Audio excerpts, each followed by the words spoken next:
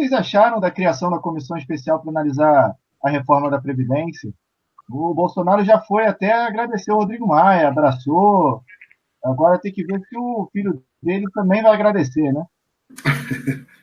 É engraçado isso, porque até um certo ponto, a direita brasileira tem um ranço do Rodrigo Maia pelo claro envolvimento, segundo o Ministério Público, em diversos esquemas de corrupção.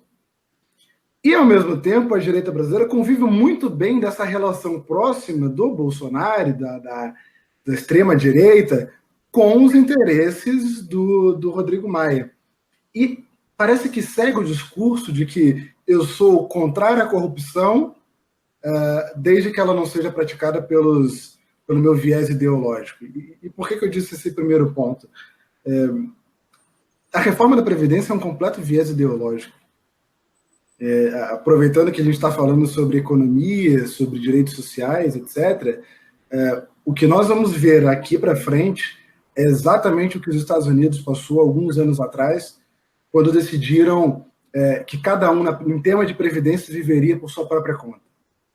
Praticamente é isso que nós estamos fazendo atualmente. Os Estados Unidos aprendeu com a lição, chegou até um certo ponto em que diversas pessoas moraram na rua, não conseguiram se aposentar, não conseguiram mais emprego, você passa por estado de recessão, e é curioso porque somos defensores desse estado liberal, cada um por si, até que o infortúnio aconteça conosco. Porque quando não temos mais emprego, quando não temos mais condições de bancar o nosso status quo, quando não temos condições de bancar a nossa própria previdência privada, porque vai ser o caminho inexorável daqui para frente, criaremos uma massa populacional com diversos problemas, trágicos problemas, inclusive do passado. Isso até, e aí aproveitando que a gente tem uma ampla liberdade, isso tem muito interesse dos bancos. É inegável. Porque subiu em 300% a procura por previdência privada. E 2, crescem-se cada vez mais propagandas e pessoas que você conhece do dia a dia que querem fazer investimentos. Então, isso traz uma captura muito grande dos grandes bancos para essas pautas tão liberais assim. A reforma, de fato, acho que a gente tem que chegar ao ponto, o seguinte ponto. A reforma da Previdência, ela é necessária. Indiscutível. Ponto. Beleza. A partir daí, da necessidade da reforma da Previdência, a gente começa a discutir os termos da reforma. E o que o Rafael disse, fazendo um contraponto do que o Rafael disse, o viés ideológico é engraçado que ele acaba sendo para os dois lados.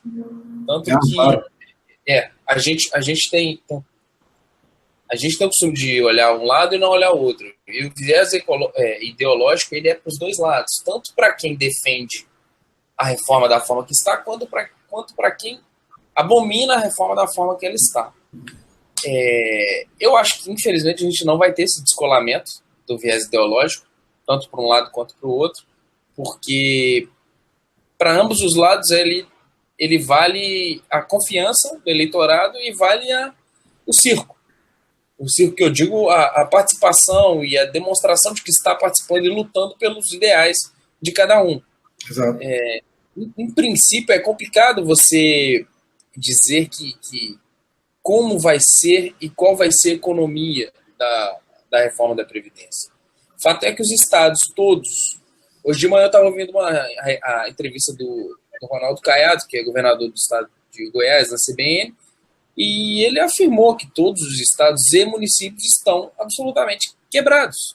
Ninguém tem dinheiro para pagar ninguém. E o estado de Goiás, se não me engano, ele pegou o estado de Goiás com o estado de Goiás devendo 3 folhas, 4. Ele está tentando regularizar, mas o fato é que os estados e os municípios e a União, se não realizar a reforma da Previdência, também vai passar por maus lençóis. E o que eu acho interessante dessa história, até do viés ideológico, é que a necessidade da reforma da Previdência, ela vem desde, se não me engano, desde o governo Fernando Henrique, que fez uma maquiagem em uma reforma antiga e desde o governo Lula que vem se discutindo a necessidade da reforma da Previdência. E a reforma, o projeto que foi apresentado, apesar das modificações existirem, ele é muito similar aos projetos que já foram apresentados. Ele não difere tanto dos outros projetos. E por que o projeto que foi apresentado pela Dilma, por exemplo, ele era bom para quem era governista e ruim para quem é opositor? E agora um projeto que é similar ao da Dilma, ele é bom para quem é governista e ruim para quem é opositor. Lógico, guardadas as devidas proporções de viés ideológico, de intenção e de vontade, a gente entende que é complicado, porque muita gente às vezes não entende que, apesar de não concordar, muitos políticos concordam com a dinâmica da reforma, mas eles discordam para manter o jogo aceso, a chama acesa. É isso que a gente tem que tentar entender, até do comportamento dos políticos, muitas vezes que se utilizam de expedientes de questão de ordem, de tumultuarem as sessões. Isso é tudo, como o Rafael disse, isso é tudo para ver até onde a corda vai. Não, mas eu fico pensando assim, no final do dia, nenhum dos lados mostrou dados concretos. Eu sou levado a acreditar o seguinte: de um lado você tem a esquerda brasileira com a teoria do caos, mas que não define um caminho viável para um problema grave. Do outro, eu sou obrigado a concordar com a própria esquerda, apesar de ser muito barulhenta e não resolver problema nenhum, a esquerda brasileira, de que não há elementos concretos de que, esse é o problema principal do país, em termos de endividamento público. 2, não há dados concretos que mostrem que essa vai ser a panaceia dos problemas brasileiros. Você tem graves problemas estruturais. Oi? Não vai. Não vai. É esse o problema no final do dia. Então, assim, apesar do discurso capturar muita gente, a gente patina, porque no final do dia, se você pegar a capa do Globo, jornal Globo, de, sei lá, 1990, vai ser do ano de 1990, terão os mesmos problemas que nós estamos vivendo aqui atualmente. A questão do endividamento público, ela não pode ser tão simplista que a reforma da Previdência vai, num dia para o outro, resolver toda a crise financeira.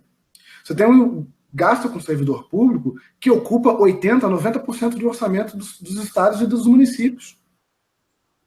Então, sou liberal até certo ponto, porque eu quero garantir a possibilidade de continuar indo para o setor público.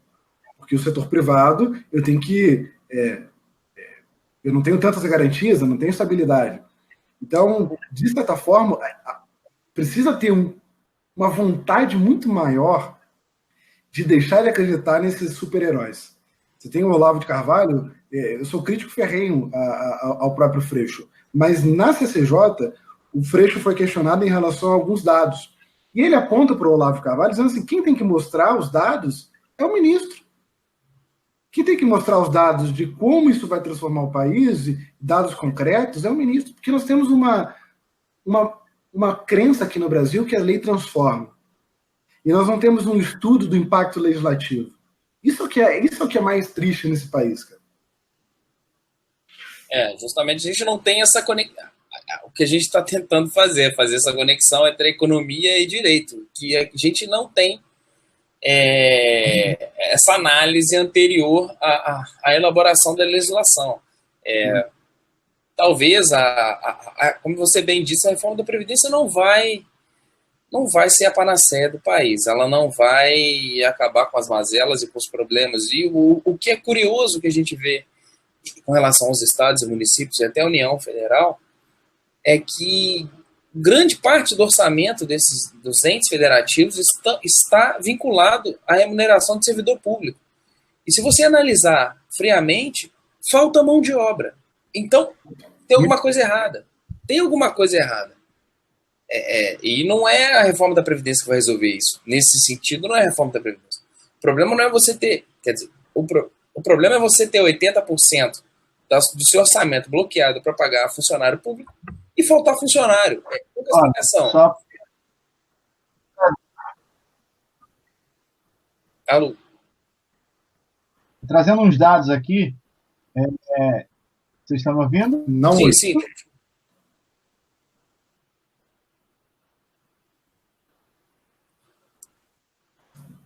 Sim. Tá picotando, Estão mas me escutando? prossiga. Tenta falar.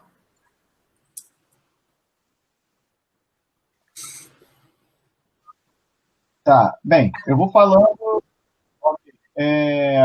Então, eu estou trazendo, promovido aqui pelo governo e tal, e está dizendo o seguinte: 503 deputados federais custam, em média, 86 milhões ao mês, e um custo anual de 1 bilhão. Cada senador também, isso deputados federais, cada senador também tem um salário bruto de 33,7. Enquanto isso, o Bolsonaro falou que se não for uma economia menor que 800 bilhões, o Brasil vai parecer Argentina. Então, Mas complicado. esses dados mostram a nossa realidade. Qual é o nosso problema? Quando eu terminei o LLM na FGV, em Direito Regulatório, a minha pesquisa foi justamente sobre a regulação social e a necessidade de criação de uma agência reguladora do esporte, diferentemente do Ministério do Esporte. E aí eu fui analisar a atuação do Ministério do Esporte. Fui analisar o orçamento no Portal da Transparência do Ministério do Esporte. Não foi gasto um centavo de 2010 até 2018 em absolutamente nada relacionado ao esporte que criasse coisas efetivamente concretas, projetos concretos. Então você teve gastos pontuais em relação às obras da Copa e das Olimpíadas, mas todo o orçamento do Ministério do Esporte é direcionado à estrutura. Pagamento de aluguéis, pagamento de servidores, prestadores de serviço, mas não tem nada de concreto. Então, quando você pega exemplos concretos dos Estados Unidos no esporte, e como isso tem um impacto muito forte, por isso que a nossa pauta ela é mix, porque quando você consegue acertar a roda da economia, você tem um impacto direto no social. Então você poderia ter uma agência reguladora do esporte, por exemplo, ao invés do Ministério, que tem um viés político, que fomentasse os grandes clubes que têm investimentos milionários, bilionários, a criar estruturas onde você conseguisse ampliar transformação social com educação, com economia, como é nos Estados Unidos, um exemplo de sucesso nos Estados Unidos, onde o indivíduo começa na escola, precisa tirar notas boas para ir para o high school, do high school ele pode chegar à faculdade, NFL, NBA, e você tem toda a cadeia do esporte sendo muito valorizada. Por isso que os Estados Unidos, não por outro motivo, é muito forte. Estados Unidos, Rússia, China, que tem grandes investimentos. Mas no país, nós criamos hoje um elefante branco que entregamos às moscas, que é as arenas olímpicas, lá na Barra da Tijuca, que não tem investimento, que não tem pegam fogo, que não tem atividades esportivas sendo criadas. Você tem um dado muito triste que 60%, aproximadamente 60% das escolas brasileiras não tem uma quadra de esporte. Então, assim, essa a dinâmica, sem me alongar muito, é essa a dinâmica que nós temos no Brasil. Nós temos grande orçamento, grande capacidade, mas nós temos pouco pessoal treinado. Você tem poucos ministros, assessores que são visionários, que querem um projeto de país. E 2, você tem orçamento indo para o ralo, com gastos com pessoal e estrutura do próprio ministério, dos próprios ministérios e secretarias. Isso é o mais triste. Realmente, eu acho que um dos grandes problemas do nosso país é, de fato, a má gestão, a determinação equivocada do orçamento, do dinheiro que entra, para onde vai, por que vai para lá, a formulação de políticas públicas, a verificação da possibilidade do enquadramento de políticas públicas e as dotações orçamentárias, que elas são, como você bem disse, elas são, de certa forma, capturadas pela política. E muitas vezes elas não representam a realidade, quase sempre, do que tem que ser feito e o que deve ser feito. E você tem esse problema, inclusive na minha dissertação de mestrado, eu também abranjo essa parte do esporte, questiono a a sobreposição do futebol em detrimento dos demais esportes, justamente por isso. Que você tem um investimento politicamente baseado no futebol, que você não tem nas outras modalidades esportivas. E essa dependência e essa dinâmica, ela vem desde que o futebol foi abarcado pelo poder público, pelo Getúlio Vargas. Então, você tem uma dependência e uma introspecção do esporte, do futebol, no meio político, que essa relação de poder ela é complicadíssima de se desfazer. E aí o futebol continua angariando patrocínio público, angariando verbas, angariando terrenos. Os clubes do Rio, todos eles ganham terrenos para fazer PT. Então você tem uma dinâmica e uma relação de poder que ela é complicada. E isso é uma demonstração da ausência de gestão. Da ausência de fixar pontos e expectativas e propósitos e planejamento a longo prazo. Não tem planejamento a longo prazo. Não. Você não tem contenção, você não tem gestão de risco, você não tem nada. Você faz uma ciclovia Tim Maia, que a ciclovia cai de 2 em 2 meses uma parte. E aí? Qual a gestão de risco que você tem nisso? Não faz, sabe? Gastou 40 milhões, sei lá, não sei o número certo, mas não sei quantos milhões, para cair.